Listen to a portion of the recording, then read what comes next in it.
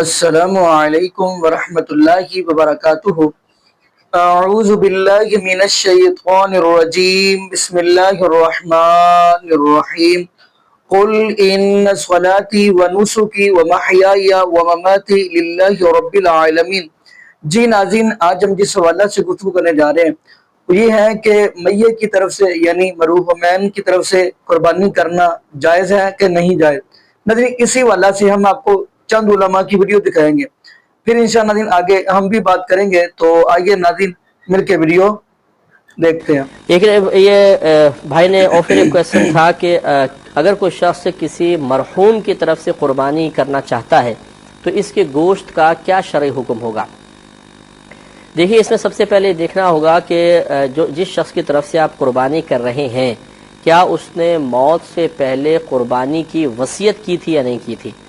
جیسے بعض اوقات ہوتا ہے والد صاحب فوت ہوتے ہوئے کہہ گئے تھے کہ بیٹا میری طرف سے ایک دو قربانی کر دینا، تو اگر تو میت نے وصیت کی تھی قربانی کی اور ہم اس وصیت کو پورا کرنے کے لیے قربانی کر رہے ہیں تو ایسی صورت میں تو گوشت نہیں کھا سکتے، اس کو پورا کا پورا صدقہ کرنا ہوگا۔ اور اگر مرحوم نے کوئی وصیت نہیں کی تھی، ہم اس کی وصیت پوری نہیں کر رہے بلکہ اپنی طرف سے، جیسے ہوتا ہے بعض اوقات والد صاحب کی طرف سے کر دی، مرحوم والدہ کی طرف سے کر دی مرحومہ، تو اس صورت میں اس قربانی کے گوشت کا وہی حکم ہوتا ہے جو عام ہمارے گوشت کا حکم ہوتا ہے، یعنی اس کے 3 حصے کیے جائیں گے، ایک حصہ خود رکھ لیں، ایک حصہ غربا میں دے دیں، ایک حصہ دوست احباب میں دے دیں۔ تو اس لیے خلاصہ کلام یہ ہے کہ اس میں مرحوم کی طرف سے قربانی کرنے کے سلسلے میں سب سے پہلے دیکھا جاتا ہے کہ انہوں نے وصیت کی تھی یا نہیں کی تھی۔ کی تھی تو گوشت نہیں کھا سکتے، نہیں کی تھی تو بالکل کھا سکتے ہیں۔ ایک یہ السلام علیکم۔ جی مولانا سے یہ سوال پوچھنا تھا کہ جو قربانی کا ہے بعض دفعہ ہوتا ہے، مطلب ایک اس نے کرنی ہے، جو فوت ہوا ہو اس کا بندہ سوچتے اس کا قربانی کرے، اس کا زیادہ اجر ملے گا، یا مطلب اگر کوئی شخص زندہ ہے وہ چاہے میں اپنی قربانی کروں اس کا زیادہ؟ یعنی بیٹا زندے اپنی قربانیاں کریں، اپنا حساب جو ہے نا وہ ٹھیک رکھیں، جو فوت ہو چکے نا ان کے لیے دعا کیا کریں۔ اللہ کا فضل بیٹا بہت وسیع، وہ دعا سے ہی سب کچھ انہیں دے دے گا۔ باقی اگر ہم پہلوں کی گنا شروع کریں تو حضرت آدم علیہ السلام سے سب کا حق بنتا تھا، وہ ہمارے بڑے ہی ہے نا، اب کس کس کی کریں گے؟ اس جھنجٹ میں نہیں پڑنا چاہیے، نہ اس کی کوئی دلیل ہے۔ دلیل یہی ہے کہ زندہ لوگ اپنی طرف سے اپنی قربانیاں دیں، فوت شدگان کے لیے دعا کیا کریں، توفیق ہو تو والد والدین یا بھائیوں کے لیے کوئی صدقہ خیرات نا 10-100 روپیہ جو توفیق ہو غریبوں کو دے دیا کریں۔ اچھا، تو جیسے آپ کہتے ہیں کہ کئی مطلب کہتے ہیں کہ نبی کریم صلی اللہ علیہ وسلم کی طرف سے بھی قربانی کی ہے، حالانکہ ان کو وہ تو بخشے ہوئے ہیں، تو ان کی پھر ان کا کیا مطلب حیثیت رکھتی ہے؟ کون؟ حضرت علی کے حوالے سے بات، حضرت علی کی جو بات کہتے ہیں نا بیٹا، میں کئی مرتبہ یہ محمد صلی اللہ علیہ وسلم کی، جی نبی کریم صلی اللہ علیہ وسلم کی طرف سے قربانی حضرت علی رضی اللہ تعالیٰ عنہ سے مروی ہے کہ وہ کرتے تھے۔ اس کے بارے میں مولانا جواب دیتے ہیں کہ حضرت علی رضی اللہ 2 قربانیاں کرتے تھے، جب ان سے پوچھا گیا تو انہوں نے کہا ایک میں اپنی طرف سے دیتا ہوں، ایک رسول کریم علیہ السلام نے مجھے وصیت کی تھی۔ یہ بیٹا غیر مستند ہے، ان ویلڈ یہ حدیث نہیں ٹھیک، نہ حضرت علی نے ایسا کیا، یہ روایتیں کمزور ہیں، یہ نہیں ٹھیک ہے۔ پکی بات یہ کہ دعا کر سکتے ہیں آپ، خیرات کر سکتے ہیں۔ ٹھیک ہے، بہت شکریہ جی، جزاکم اللہ۔ سوال شیخ کے بعض اوقات یہ ہوتا ہے کہ اگر ہم بڑے جانور کے اندر حصہ ڈالنا چاہتے ہیں تو اس کے اندر ایک یہ مسئلہ ہوتا ہے کہ اللہ کے رسول صلی اللہ علیہ وسلم کے نام کا بھی ایک حصہ ڈالا جاتا ہے، تو ہم کو اپنے حصے کے علاوہ اور کچھ پیسے دینا پڑتا ہے کہ وہ سب مل کے ایک اللہ کے رسول صلی اللہ علیہ وسلم کے نام کا حصہ ڈالا جاتا ہے، تو اس کے اندر تھوڑا سا مسئلہ ہوتا ہے پیسے دینے کے لیے، تو کیسا اس تعلق سے کیا کرنا چاہیے؟ میں نے ایک اچھا سوال کیا کہ جو میت کے تعلق سے قربانی ہے، چاہے نبی اکرم صلی اللہ علیہ وسلم کے نام سے ہو یا دیگر لوگوں کے نام سے، اس کا کیا مسئلہ ہے؟ دیکھیے اللہ کے رسول کرنی، میں ایک عام بات میت کے تعلق سے کر دیتا ہوں۔ میت کے نام سے قربانی کے تعلق سے علماء سلف میں اختلاف ہے، کیا جائے گا یا نہ کیا جائے گا۔ اس معاملے میں جو ان کی رائے ہے وہ یہ ہے کہ اگر میت کے نام سے قربانی کی جاتی ہے تو قربانی کا ثواب تو اس شخص کو ملے گا جس نے کی، اس قربانی کا گوشت تو استعمال نہیں کریں گے اور صرف غریبوں میں بانٹیں گا، اس غریبوں میں گوشت بانٹنے کا ثواب ملے گا اس میت کو۔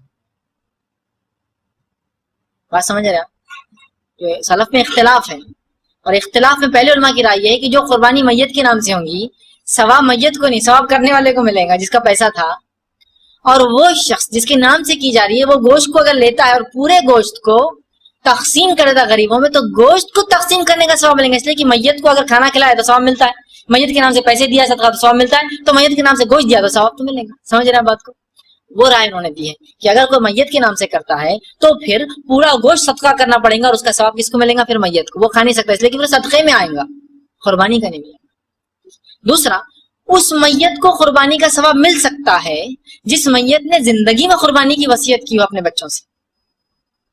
جیسا کہ باپ بیٹے سے بچوں سے کہہ رہا ہے دیکھو میرے بعد بھی اگر تمہاری طاقت ہو تو ضرور میری قربانی کرنا. طاقت ہو تو یہ نہیں کہ بیٹا اپنی نہیں کر اور باپ کی کر رہا میت والے, میں زندوں کو ثواب اصل ہے, جو گزر چکے ان کا تو ہوا. ٹھیک, تو پھر سمجھ لو بچہ سوچ رہا ہے کہ بھائی میرے پاس طاقت تو ہے آج والد کی بھی کر دیتا ہوں, تو کوئی مسئلہ, اس لیے کہ والد نے یا میت نے مرنے سے پہلے وصیت کی تھی, تو وصیت جو کر جائے اس کی آپ کر سکتے ہیں. دوسرا, تیسرا, نبی اکرم صلی اللہ علیہ وسلم کے نام سے حصہ ڈالتے ہیں بھائی کا جو سوال تھا, اور ہوتا یہ کہ جانور میں 6 حصے ہوتے ہیں ہمارے پاس ہندوستان میں, بڑے جانور. ایک تو رسول اللہ کا رہتا, پھر 6 لوگ مل کے 7 حصے اسپانسر کرتے ہیں, مطلب ایک حصے میں سب کچھ 6 لوگوں کو تھوڑا تھوڑا پیسہ ڈالنا پڑتا. 2500 کا حصہ 250 روپے ایکسٹرا ڈالو, چونکہ رسول اللہ کا بھی حصہ ہے, 7 لوگ 250 ڈال کے ایک حصہ بنا. اس کا کیا ہوگا؟ رسول اکرم صلی اللہ علیہ وسلم نے امت سے کبھی بھی قربانی کرنے کی وصیت نہیں کی تھی. جو روایت ملتی ہے ابو داؤد کی, علی بن ابی طالب رضی اللہ عنہ اس کے راوی ہیں, وہ فرماتے ہیں حدیث لیکن ضعیف ہے, پھر بھی بیان کر رہا ہوں جو کہ وجہ بنتی ہے لوگوں کی قربانی کی. اگر اس کو بحث کی حد تک مان لیا ہے صحیح, تو بھی اس سے کیا بات نکلتی وہ رکھنا چاہ رہا ہوں. بحث کی حد تک صحیح مان بھی لیا جائے تو اس سے کیا بات نکلتی وہ رکھ رہا ہوں آپ کے سامنے. پہلے حضرت علی رضی اللہ عنہ, رسول اللہ حدیث میں الفاظ ہے کہ رسول اللہ کی وفات کے بعد بھی ایک جانور ذبح کرتے تھے. کسی نے کہا علی تم ذبح کیوں کرتے ہو؟ تو کہا اللہ کے رسول صلی اللہ علیہ وسلم نے مجھے وصیت کی تھی. تو یہ ضعیف حدیث کو لے بھی لے جاتے سے مسئلہ ثابت یہ ہوتا ہے جو میت وصیت کر جائے اس کی قربانی جائز ہے نا, رسول اللہ نے ان کو کی تھی. کبھی حضرت ابوبکر نے قربانی کی کہ اللہ کے رسول کی, جبکہ حضرت عائشہ زندہ تھی رضی اللہ عنہا, وہ بیوی تھی اللہ کے رسول کی, یہ سسر ہے, دونوں نے کیا ہے. کبھی عمر ابن خطاب رضی اللہ عنہ زندہ تھے جو آپ کے سسر تھے, ان کی بیٹی حفصہ جو اللہ کے رسول کی بیوی تھی وہ بھی زندہ تھی آپ کی وفات کے بعد, دونوں نے کیے کبھی کہ میرے شوہر کو ثواب پہنچے, میرے داماد اور میرے نبی کو ثواب پہنچے. عثمان ابن عفان رضی اللہ عنہ جو کہ آپ کے 2 مرتبہ داماد بنے, آپ نے کبھی اپنے سسر کے لیے کیا؟ کیا خالی علی رضی اللہ عنہ کر رہے ہیں. علی رضی اللہ عنہ کی وفات کے بعد کسی اور نے کیا کہ حسن حسین اور دیگر نے رضی اللہ عنہما؟ نہیں. تو پتہ چلا اگر اس ضعیف روایت لے بھی لی جائے تو پتہ چلتا ہے جو میت وصیت کرے اس کے طرف سے قربانی ہو سکتی ہے, سب کے لیے نہیں ہے. تو لہٰذا رسول اللہ نے ہم کو وصیت نہیں کی ہے, تو لہٰذا اس حصے کی ضرورت نہیں ہے. لوگ ہر جانور میں ایک ڈالتے, تو انڈیا میں جنرلی ایک جانور صرف 6 حصے ہوتے, ایک رسول اللہ فکس سب ڈال دیتے. اس پر پھر یہ کہ تم بھی پیسے دو اور ایکسٹرا پیسے دینا پڑتے ہیں. اب یہ آپ کی مجبوری بھائی, وہ پیسوں کا آپ صدقہ سمجھ کے دے دیجیے کہ کیا کرنا ہے, چونکہ وہ 7 حصے ہوتے ہی نہیں, 6 حصے ہوتے ہیں, اور وہ 6 حصے والوں کو مل کر 7ویں حصے کو اسپانسر کرنا پڑتا ہے. ٹھیک, تو بہرحال یہ آپ کی مجبوری, یا ایسی جگہ جائیے جہاں وہ حصہ نہیں لیا جا رہا تو خود قیمت کم ہو جاتی ہے اس کی. بہرحال یہ ڈیپینڈ ہے آپ کے اوپر, وہ آپ کی مجبوری. السلام علیکم ورحمۃ اللہ وبرکاتہ. ایک سائل ہے, انہوں نے سوال کیا ہے کہ کیا فوت شدہ کی طرف سے میت کی طرف سے قربانی کی جاتی ہے؟ ہمارے یہاں اکثر لوگ قربانی اپنے والدین کی طرف سے کرتے ہیں جو کہ فوت ہو جاتے ہیں ان کی طرف سے, تو کیا ایسا کرنا جائز ہے کہ نہیں؟ بھائی عرض یہ ہے, اس معاملے میں علماء کی 2 رائے ہیں. ایک رائے یہ ہے کہ میت کی طرف سے قربانی کی جا سکتی ہے, اور اس میں وہ سنن ابی داؤد شریف کی ایک روایت ہے جو پیش کرتے ہیں, جو کہ حضرت علی رضی اللہ تعالیٰ عنہ کے حوالے سے ہے کہ وہ 2 مینڈے ذبح کیا کرتے تھے. جب ان سے پوچھا گیا کہ آپ یہ 2 مینڈے کیوں ذبح کرتے ہیں, تو حضرت علی رضی اللہ تعالیٰ عنہ نے فرمایا کہ مجھے رسول اللہ صلی اللہ علیہ وسلم نے وصیت کی تھی میں آپ کی طرف سے قربانی کروں, اس لیے میں ایک قربانی اپنی طرف سے کرتا ہوں اور ایک حضرت رسول اللہ صلی اللہ علیہ وسلم کی طرف سے قربانی کرتا ہوں. یہ روایت جامع ترمذی میں موجود ہے, سنن ابی داؤد میں موجود ہے. سنن ابی داؤد شریف میں حدیث نمبر 2790 ہے اور جامع ترمذی کے اندر 1495 ہے. لیکن یہ جو روایت ہے یہ سندن صحیح نہیں ہے, اس لیے کہ اس میں شریک بن عبداللہ القاضی ہے جو بیان کرتا ہے ابو الحسن عن الحکم.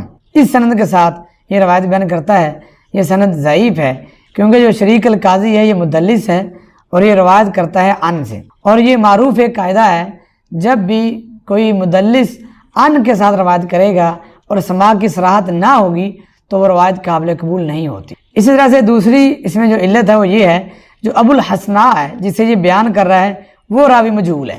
اس حوالے سے تقریب التہذیب کے اندر موجود ہے کہ یہ راوی مجہول ہے. تو ایک تو راوی مجہول ہے اور دوسرا اسے بیان کرنے والا مدلس ہے، اس لیے یہ روایت سندن ضعیف ہے اور یہ قابل حجت روایت نہیں ہے۔ دوسرے نمبر پہ اگر یہ بات مان بھی لے کہ فوت شدہ کی طرف سے قربانی وہ بندہ کر رہا ہے، حضرت علی رضی اللہ عنہ کی یہ روایت ہے، تو حضرت علی فرما رہے ہیں مجھے نبی پاک نے وصیت کی تھی۔ جس کو وصیت کی ہو والدین نے تو وصیت تو پوری کرے نا وہ، لیکن اگر کسی نے وصیت ہی نہیں کی تو پھر قربانی کر رہا ہے، اس بارے میں جو ہے نا وہ تھوڑی سی نظر ہے، یہ مال نظر بات ہے، اس میں دیکھنا چاہیے کہ ہمارے پاس شرعی دلیل کیا ہے۔ دوسری دلیل یہ ہے، صحیح مسلم میں روایت موجود ہے اور دیگر کتب احادیث میں، آپ علیہ السلام بھی قربانی کیا کرتے تھے اور آپ 2 مینڈے ذبح کرتے تھے، اور آپ کہا کرتے تھے ایک جو ہے میری طرف سے اور میرے گھر والوں کی طرف سے، اور دوسرا میری امت کے ان لوگوں کی طرف سے جو قربانی نہیں کر سکتے یا وہ لوگ جو موحد تھے ان کی طرف سے آپ قربانی کیا کرتے تھے۔ اب اس میں کہتے ہیں جی کہ آپ علیہ السلام نے امت کی طرف سے قربانی کی ہے، لہٰذا امت میں زندہ اور مردہ سبھی لوگ شامل تھے، تو لہٰذا قربانی کرنے کی دلیل ہے۔ یاد رکھیے قربانی ایک عبادت ہے اور یہ قربانی ضروری ہے زندہ بندے کے لیے جس کے پاس استطاعت ہو۔ ایک بندہ ہی فوت ہو گیا ہے، اب اس کے پاس استطاعت کی کیا بات ہے، اس میں قربانی ہے ہی نہیں، اس کی طرف سے صدقہ ہے۔ اگر کوئی بندہ قربانی کرنا چاہتا ہے تو وہ صدقہ کرے۔ اولاد جو بھی نیک کام کرتی ہے اس کا ثواب والدین کو ملے گا، آٹومیٹکلی ملے گا۔ آپ جو بھی نیکی کریں گے اس کا ثواب والدین کو ملے گا۔ تو میت کا نام لینا اور اسپیشلی میت کی طرف سے کرنا یہ صحیح نہیں ہے، اگرچہ کچھ علماء کی رائے ہے کہ میت کی طرف سے کی جا سکتی ہے، لیکن میرا جو نقطہ نظر ہے اس میں یہی ہے کہ یہ بالکل نامینیٹ کر کے قربانی کرنا یہ صحیح نہیں ہے۔ ان کی طرف سے صدقہ خیرات کیا جا سکتا ہے، ان کی طرف سے آپ صدقہ خیرات خوب کریں اور انشاءاللہ تعالیٰ اس کا ثواب آپ کے والدین کو ہوگا، کیونکہ اس کی دلیل شریعت کے اندر موجود ہے۔ اولاد جو بھی نیک۔ ایک سوال یہ ہے کہ کیا میت کی طرف سے قربانی کر سکتے ہیں؟ تو دیکھیے اللہ کے رسول صلی اللہ علیہ وسلم نے جو قربانی کی ہے اس میں آپ نے جو الفاظ استعمال کیے ہیں کہ اللہم تقبل من محمد و آل محمد و من امت محمد، اے اللہ اس قربانی کو محمد صلی اللہ علیہ وسلم کی طرف سے اور آل محمد کی طرف سے اور امت محمد کی طرف سے قبول فرما۔ تو اللہ کے رسول صلی اللہ علیہ وسلم کی اس قربانی سے اہل علم نے استدلال کیا ہے کہ زندوں کی قربانی میں مردوں کو تبعاً شامل کیا جا سکتا ہے۔ یعنی ہم یہ نیت کر لیں، مثال کے طور پر اگر ہمارے دادا کا انتقال ہو گیا ہے اور ہم اپنی اور اپنے گھر والوں کی طرف سے قربانی کر رہے ہیں، تو ہم قربانی میں الفاظ میں بھی کہہ سکتے ہیں اللہم تقبل منی و من اہل بیتی و من جدی، اور اگر ہم کو یہ الفاظ یاد نہیں تو ہم اپنے دل میں نیت کر سکتے ہیں کہ اللہ اس قربانی کو میری طرف سے، میرے گھر والوں کی طرف سے اور میرے مرحوم دادا کی طرف سے قبول فرما لے۔ طبعاً زندوں کی قربانی میں شامل کر کے ہم مردے کی طرف سے قربانی کر سکتے ہیں۔ مردے کی طرف سے الگ سے جانور لا کر کے قربانی کرنے کا ثبوت نہیں ملتا ہے۔ حضرت علی کی جو اس سلسلے میں روایت پیش کی جاتی ہے کہ اللہ کے رسول کی وفات کے بعد میں آپ کی طرف سے قربانی کرتا تھا، وہ روایت سخت ضعیف ہے۔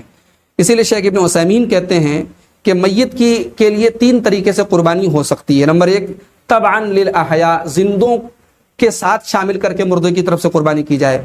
نمبر 2 نفاذ وصیت کے لیے، مردے نے وصیت کی تھی کہ میرے طرف سے قربانی کر دینا، تو اس کی وصیت کو پورا کرنے کے لیے ہم قربانی کر سکتے ہیں۔ اور تیسری جو شکل ہے مستقل الگ سے قربانی، اس کا ثبوت نہیں ملتا ہے، اس سے ہم سب کو بچنا چاہیے۔ یہ سوال کا میت کی طرف سے قربانی، لوگ مشکل ہے، جیسے کہ میں نے بار بار میں اس طرف متنبہ لوگوں کو کرتا ہوں کہ لوگ آخرت کے بارے میں اس قدر مستغنی اور بے نیاز ہیں، نیکیاں حاصل کرنے کے بارے میں ایسے مستغنی اور بے نیاز ہیں کہ الامان الحفیظ، اور دنیا کا معاملہ جب آتا ہے تو بڑے حریص ہیں، دنیا کا معاملہ ہے تو بڑے حریص ہیں۔ اللہ کے بندے، انسان کو توجہ یہ دینی چاہیے کہ ہاں بھائی آخرت میں میرے لیے، اور اس پر توجہ دنیا کے لحاظ سے انسان کسی اور کو اپنے اوپر مقدم کر دے، یعنی خود نہ کھائے دوسرے کو کھلا دے، لیکن آخرت کے بارے میں انسان کو اپنے کو سب سے اوپر مقدم رکھنا چاہیے۔ کیوں؟ اس لیے کہ آخرت میں کوئی کسی کے کام آنے والا نہ باپ کام آئے گا نہ بیوی کام آئے گی۔ تو عرض کرنے کا مقصد یہ ہے کہ جہاں تک میت کی طرف سے قربانی کا تعلق ہے، نبی کریم صلی اللہ علیہ وسلم و صحابہ کرام کے عمل سے یہ پتہ چلتا ہے کہ قربانی اصل زندوں کی طرف سے ہے۔ اصل قربانی کیا ہے؟ زندوں کی طرف سے ہے، مردوں کی طرف سے قربانی نہیں ہے۔ نبی کریم صلی اللہ علیہ وسلم کی زندگی میں آپ کی ایک بیٹی، آپ کی 2 بیویاں، آپ کے چچا اور ایسے اقارب کا انتقال ہوا۔ آپ کے بعد بڑے محبوب ساتھیوں کا انتقال ہوا، لیکن کسی کے بارے میں نہیں آتا ہے کہ آپ صلی اللہ علیہ وسلم ان کی طرف سے قربانی کی ہو۔ البتہ یہ ہے کہ آپ ایک ایسے جانور کی قربانی کرتے تھے جو آپ کی امت طرف سے رہا کرتا تھا، اس میں زندہ اور مردہ سارے لوگ شامل ہیں، لیکن مستقل مردے کی طرف سے قربانی یہ نبی کریم صلی اللہ علیہ وسلم سے ثابت نہیں ہے۔ لہذا انسان کو یہ چاہیے کہ قربانی اپنی طرف سے کرے، البتہ اس کے ثواب میں جس کو شریک کرنا چاہے، اپنے باپ کو، دادا کو، اللہ تعالیٰ کا فضل بڑا وسیع ہے، اس کے یہاں کسی چیز کمی نہیں ہے۔ اس کے جیسے آپ نے کیا فرمایا، اے اللہ تعالیٰ یہ میری طرف سے اور میری امت کی طرف سے ہے۔ یہ بھلا تو امت میں کتنے لوگ ہیں، اس ثواب میں کتنے لوگ شریک ہو گئے، تو جتنے لوگوں کو چاہے شریک کر لے۔ تو اصل یہ چاہیے کہ ہم قربانی کا اہتمام اپنی طرف سے کریں، ایک جانور، دو جانور جو بھی اللہ کی رضا کے لیے ہم سے ہو سکتا ہے ہم وہ قربان کریں۔ البتہ جہاں تک مردوں کی طرف سے قربانی کا مسئلہ ہے، اس سلسلے میں لوگ دو متضاد راہوں پر ہیں۔ کچھ لوگ تو کہتے ہیں کہ مردے کی طرف سے قربانی جائز ہے ہی نہیں، نہ اسی سے ناجائز ہے، اور کچھ لوگ یہ کرتے ہیں کہ اپنی طرف سے قربانی نہیں کریں گے لیکن مردوں کی طرف سے قربانی کریں گے۔ اس قدر اہتمام ہے، یہ دونوں رائیں ثواب سے بعید ہیں۔ جہاں تک پہلی رائے کا تعلق ہے کہ مردے کی طرف سے قربانی جائز ہی نہیں ہے، ہم یہ نہیں کہتے کہ سنت ہے، ہم یہ نہیں کہتے کہ مستحب ہے، فرق ہے جائز ہونے میں اور سنت اور مستحب ہونے میں، جائز ہونے میں اور سنت اور مستحب ہونے میں۔ ایک شخص عمرہ کرنے گیا، مثال دے رہا ہوں میں، ایک شخص حج کرنے جا رہا ہے، وہ عمرے کا احرام باندھا، راستے میں اس کی گاڑی خراب ہو گئی، حج تمتع کا احرام باندھا تھا، اب وہ پہنچ رہا ہے کب تک؟ 9 کو پہنچ رہا ہے، 10 تو حج ختم ہو جائے گا، یا 8 کی رات کو پہنچ رہا ہے، اب حج کے کام شروع ہو گئے ہیں، اب عمرہ کرنے کا وقت نہیں ہے، حج کے کام شروع ہو گئے ہیں، عمرہ کرنے کا وقت نہیں ہے، تو اس کو یہ چاہیے کہ وہ اپنے تمتع کے احرام میں نیت کر لے، کس کی؟ قران کی، افراد کی نہیں، قران کی نیت کر لے، اور 10ویں ذی الحجہ کو جب وہ کیا کرے گا؟ طواف کرے گا تو کافی ہوگا۔ ایسا شخص اپنے حج کے بعد اگر اس کے دل میں کچھ خلش رہ گئی ہے تو حج کے بعد عمرہ کر سکتا ہے، عمرہ کرنا جائز ہے، مستحب نہیں ہے۔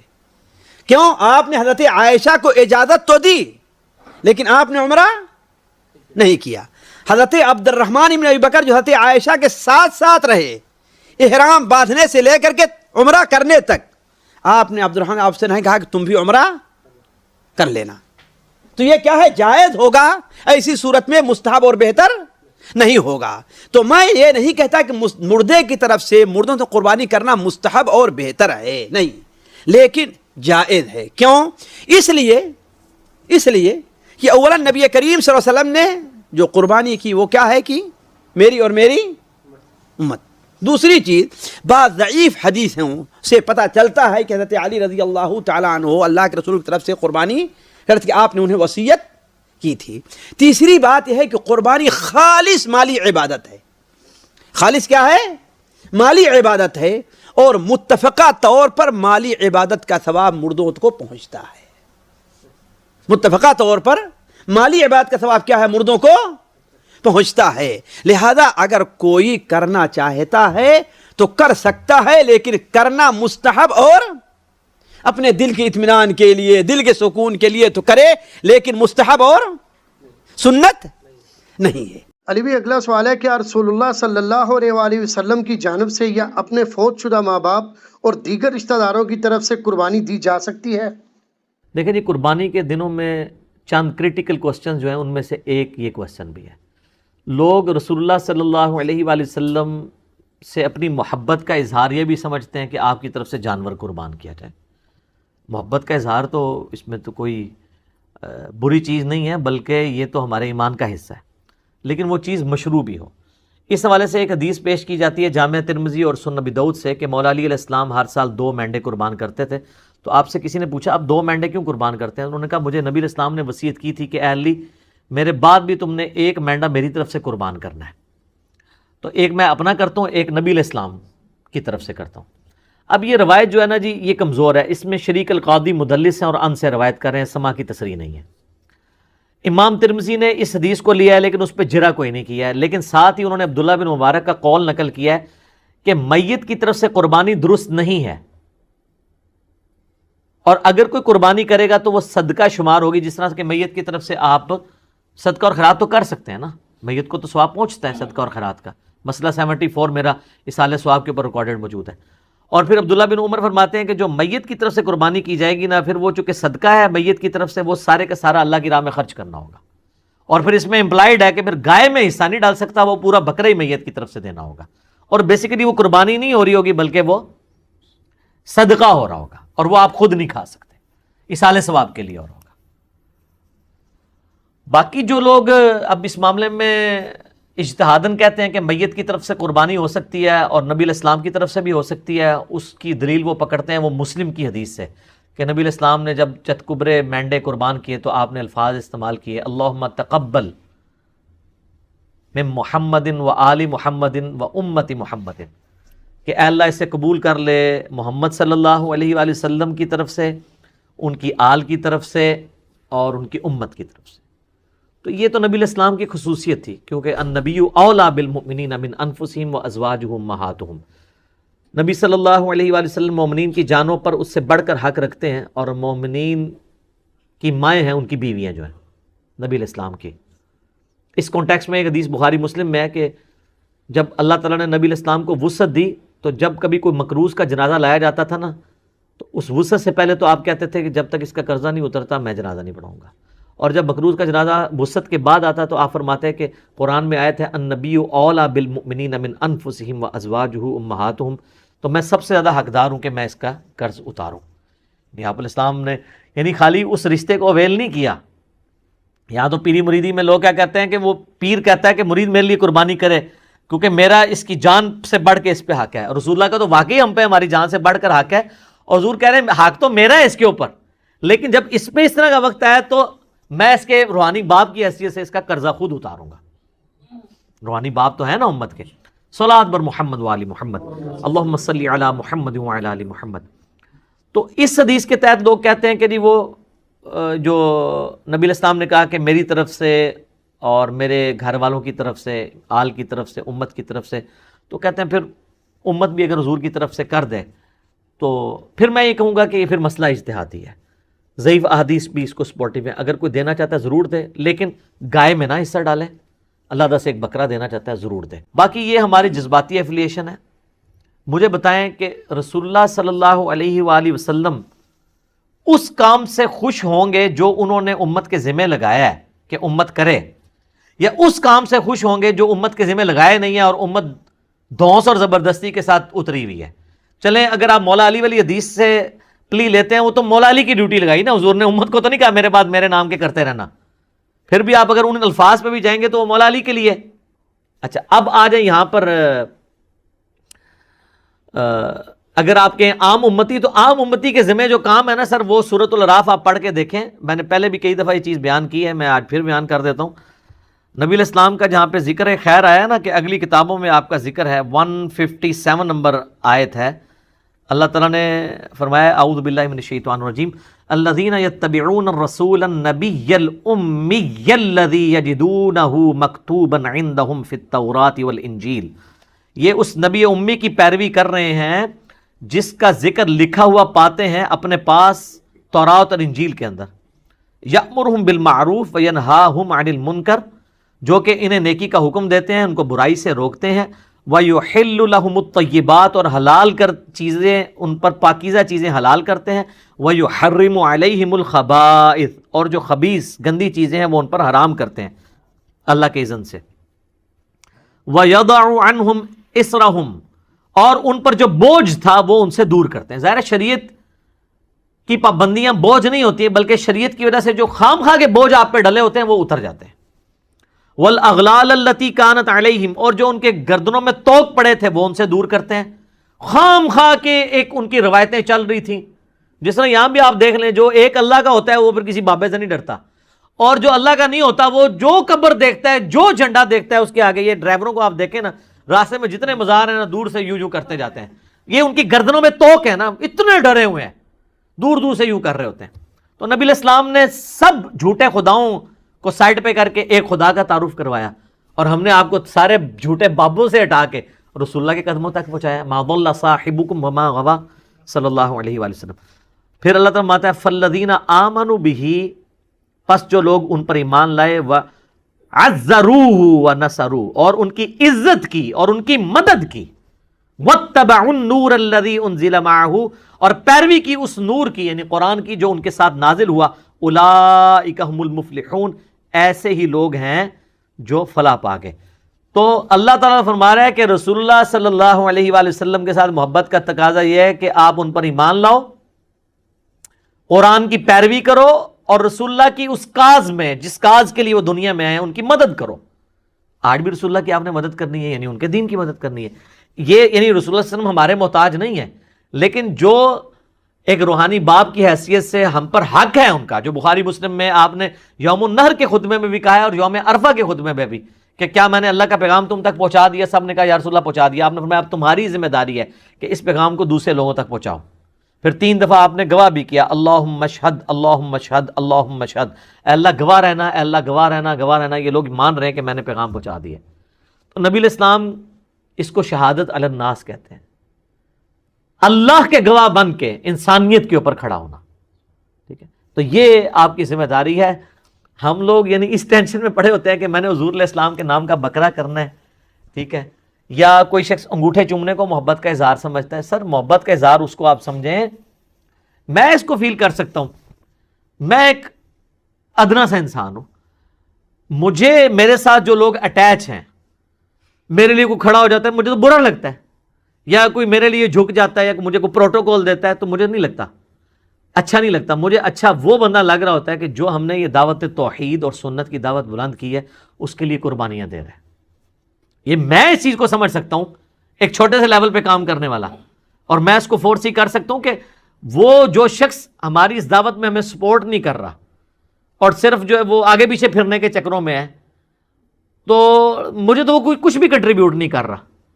میرا بازو تو وہ بنا ہوا ہے کہ جو ہم کاز کے لیے اٹھے ہیں اس میں مجھے سپورٹ کرے, تو اس کو مجھے یہ کہنے کی ضرورت نہیں پڑے گی کہ علی بھائی میرے لیے دعا کریں, میرے اندر سے اس کے لیے دعائیں نکل رہی ہوں گی. سیدھی سی بات ہے. اب جو لوگ بھی سوشل میڈیا پہ ہماری اس دعوت کو عام کر رہے ہیں, میں نے کئی لوگوں کو دیکھا تک نہیں ہے, لیکن میرے دل سے دعا, کوئی اچھا کلپ کسی نے اچھا تھمبنیل بنایا تو میں اس کے لیے دعا میرے دل سے نکلتی, یار یہ اس کاز میں ہمیں سپورٹ کر رہا ہے.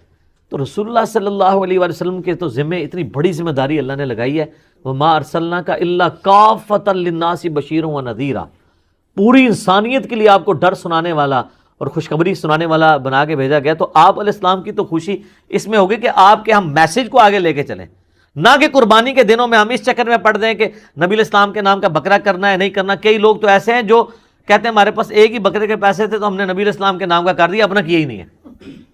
یہ کون سی شریعت میں عمل ہو رہا ہے؟ تو رسول اللہ صلی اللہ علیہ وآلہ وسلم اس عمل سے خوش ہوں گے جو آپ چاہتے ہیں آپ سے. آپ کی عزت کا کوئی بھی معیار جو آپ نے رکھا ہے وہ قابل قبول ہوگا, اور جو آپ صلی اللہ علیہ وآلہ وسلم نے نہیں رکھا وہ مردود بھی ہو سکتا ہے, قابل قبول بھی ہو سکتا ہے. لیکن وہ تو ڈیفینیٹلی قابل قبول ہے جو آپ نے رکھا ہے. جامعہ ترمذی میں موجود ہے, ابو داؤد اور ابن ماجہ میں ڈیٹیل حدیث ہے, اور اس حدیث کے اندر شریک القاضی مدلس ہیں, لیکن سما کی تصریح سنن کبریٰ البیہقی میں موجود ہے کہ ایک صحابی قیس بن سعد کہتے ہیں میں کوفے کے پاس ہیرا نامی شہر میں گیا تو میں نے دیکھا لوگ اپنے سردار کو سجدہ کرتے ہیں. تو جب میں مدینہ سے واپس آیا تو میں نے حضور علیہ السلام کو سجدہ کیا. آپ نے فرمایا سر اٹھا, یہ کیا کر رہا ہے؟ جب میں فوت ہو جاؤں گا تم میری قبر سے گزرو گے تو کیا اس پہ بھی سجدہ کرو گے؟ ان کا نہیں یا رسول اللہ. تو آپ فرمایا پھر مجھے بھی سجدہ کیوں کر رہے ہو؟ اگر میں سجدہ جائز سمجھتا تو بیویوں سے کہتا اپنے خامدوں کو سجدہ کریں اس حق کے سبب جو اللہ نے ان کو دیا ہے. تو نبی صلی اللہ علیہ وآلہ وسلم نے اپنی عزت اور تعظیم کا وہ راستہ جو شرکی کیٹیگری میں فال کر سکتا تھا یا آپ کی تعلیمات کے خلاف تھا, اس کو سائڈ پہ کر کے آپ نے کہا یہ کام ہے کرنے کا. آپ دیکھیں کئی صحابہ ہیں جو حضور کی وفات کے وقت وہاں موجود نہیں تھے. وہ بڑی دردناک حدیث ہے. معاذ ابن جبل کو جب حضور علیہ السلام نے یمن کا گورنر بنا کے بھیجا تو آپ جو ہے وہ گھوڑے کے ساتھ پیدل چل رہے تھے اور چھوڑنے ہیں، اور آپ نے پھر فرمایا تھا کہ ہو سکتا ہے معاذ اب اگلی دفعہ آؤ تو تم میری قبر پہ آؤ. تو انہوں نے کہا یا رسول اللہ میں تو مطلب میں آپ کا آخری دیدار بھی نہیں کر سکوں گا. سر پوری زندگی انہوں نے قربانیاں ساتھ دی تھی، وہ تو زیادہ حقدار تھے کہ وہ حضور کے ساتھ، لیکن ان کو پتا تھا یار حضور کی کاز کے لیے ہم جا رہے ہیں. حجۃ الوداع کے موقع پر صحابہ کرام نکلے ہیں تو پھر جناب لوگوں کو پتہ نہیں کہاں کہاں انہوں نے پیغام پہنچایا. جو قادسیہ یرموک لڑنے کے لیے گئے ہیں وہ تو اپنی لائف کنکلوڈ کر کے گئے ہیں نا، کتنے لوگ شہید بھی ہو گئے وہاں پہ. تو یہ آپ حضور کے نام کے جانور دینے کی بجائے نا سر حضور کی کاز کے لیے آپ ان کی مدد کریں، جو اللہ تعالیٰ کی آپ سے ریکوائرمنٹ ہے، جو نبی علیہ السلام کی ریکوائرمنٹ ہے. جامعہ ترمذی ابو داؤد میں حدیث ہے، نبی علیہ السلام فرمایا اللہ اس کا چہرہ خوش و خرم رکھے جو ہماری حدیث سنے اور آگے لوگوں تک پہنچائے. حضور دعائیں دے کے گئے ہیں ان لوگوں کو جو آپ کا پیغام لوگوں تک پہنچا رہے ہیں.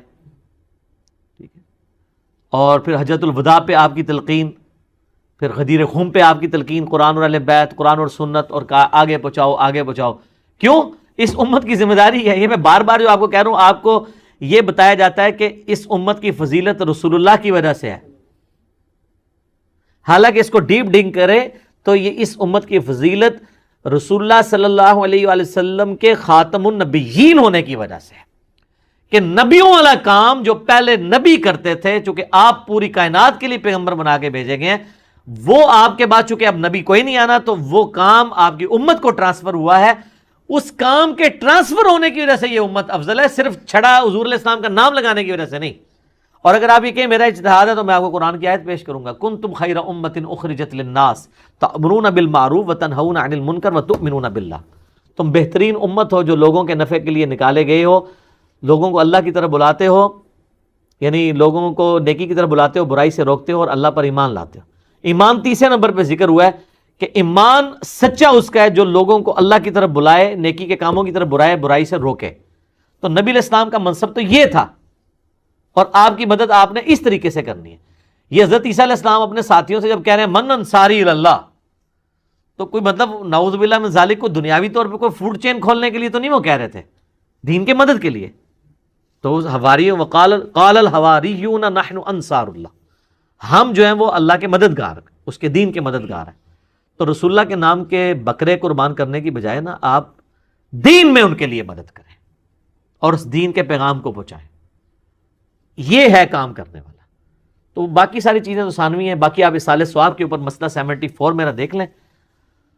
10 لاکھ سے زیادہ لوگ وہ یوٹیوب پہ ویڈیو دیکھ چکے ہیں، بلکہ 1.2 یا 1.3 ملین کے قریب لوگ دیکھ چکے ہیں. اس میں میں نے اصالہ ثواب کی ساری شکلیں بیان کی ہیں. تو اس کیٹیگری میں یہ ضرور فال کرے گا. قربانی والا مسئلہ جو ہے وہ مختلف ہے. باقی وہ جو حدیثوں سے سہارا لیتے ہیں وہ روایتیں کمزور ہیں، اور پھر زیادہ سے زیادہ مولا علی کی خصوصیت ہوگی. اور باقی رہا رسول اللہ کا کہنا کہ محمد آل محمد اور امت محمد کی طرف سے قبول کر، تو یہ نبی علیہ السلام کی خصوصیت ہے. ورنہ تو آپ بھی جب پھر قربانی کریں تو آپ بھی کیا پھر یہ ساتھ کہیں گے کہ میری طرف سے، میرے گھر والوں کی طرف سے، رسول اللہ کی طرف سے اور پوری امت کی طرف سے قبول کر، لہٰذا پوری امت نے کرنے کی ضرورت ہی نہیں ہے. ٹھیک ہے، اس طرح تو نہیں ہے. تو اس جو خصوصیت والی چیز ہے اس کو اس طریقے سے دیکھیں. ٹھیک ہو گیا.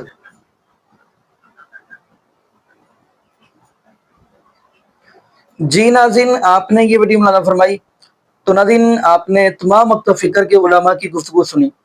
لیکن ناظرین اگر سوچا جائے، محبوب علیہ الصلوۃ والسلام نے اپنی موجودگی کے اندر محبوب علیہ الصلوۃ والسلام کی بیوی حضرت خدیجہ رضی اللہ تعالی عنہا رحلت فرما گئی. محبوب علیہ الصلوۃ والسلام کے چچا حضرت امیر حمزہ رضی اللہ تعالی عنہ شہید ہوئے.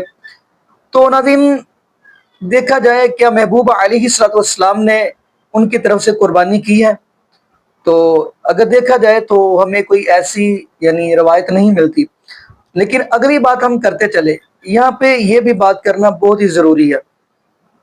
وہ اس لیے کیونکہ آپ معاشرے کے اندر چیک کر لیں، ایسے لوگ بھی ہیں جتنی وہ ترجیح اپنے امام کو دیتے ہیں، یعنی دیکھیں گے کچھ لوگ احمد رضا خان بریلوی، پھر امام ابو حنیفہ رحمۃ اللہ علیہ. دیکھیں یہاں پہ میں یہ بات کہہ دوں، چاروں جو امام ہیں نا، ان چاروں اماموں نے ایک بات کہی ہے. کیا؟ ان چاروں اماموں نے یہ بات کہی ہے، جہاں پہ رب العالمین کا قرآن آ جائے، محبوب علیہ الصلوۃ والسلام کا فرمان آ جائے، ان چاروں اماموں نے یہ بات کہی ہے کہ آپ ہماری بات کو ٹھکرا دیں. नाज़रीन, जब हमारे पास रब्बुल आलमीन का कुरान मौजूद है, महबूब अलैहिस्सलाम का फरमान मौजूद है, फिर हमें कुरान और हदीस से इल्म हासिल करके देखना चाहिए कि महबूब अलैहिस्सलाम ने कुर्बानी कैसे की है और क्या तरीका है। जब हमें रब्बुल आलमीन के कुरान से सब कुछ मिलता है, महबूब अलैहिस्सलाम के फरमान से मिलते हैं, फिर हम किसी और की तरफ क्यों जाएं। तो बाकी नाज़रीन, जबकि वो भी हदीस मैं आपको सुना चुका हूँ। अनिल मिकदामी रज़ियल्लाहु तआला अन्हु क़ाल क़ाल रसूलुल्लाह सल्लल्लाहु अलैहि वसल्लम तरक्तु फीकुम अमरैनि लन तज़िल्लु मा तमस्सक्तुम बिहिमा किताबुल्लाहि व सुन्नति रसूली। हजरत मिकदाम रज़ियल्लाहु तआला अन्हु फरमाते हैं कि महबूब अलैहिस्सलाम ने फरमाया, मैं आपके पास दो चीजें छोड़कर जा रहा हूँ। नंबर 1 रब्बुल आलमीन का कुरान, नंबर 2 महबूब अलैहिस्सलाम का फरमान। जब तक आप इन दोनों को मजबूती से थामे रखोगे, आप हरगिज़ गुमराह नहीं हो सकते। तो खैर नाज़रीन, यहाँ पे हम दुआ करते हैं अल्लाह पाक हमें अकीदत तो ही नसीब फरमाए और अल्लाह पाक हमें महबूब अलैहिस्सलाम की शरीयत के मुताबिक ज़िंदगी गुजारने तौफीक दे और अल्लाह पाक हमें 5 वक्त का पक्का सच्चा नमाज़ी बनाए और जितने भी बे औलाद जोड़े हैं, अल्लाह पाक सबको नेक नरीना से तंदुरुस्ती वाली, ईमान वाली, लंबी ज़िंदगी वाली औलाद अता फरमा दे। जज़ाकुमुल्लाहु खैरा, अहसन जज़ा। अस्सलामु अलैकुम व रहमतुल्लाहि व बरकातुहू।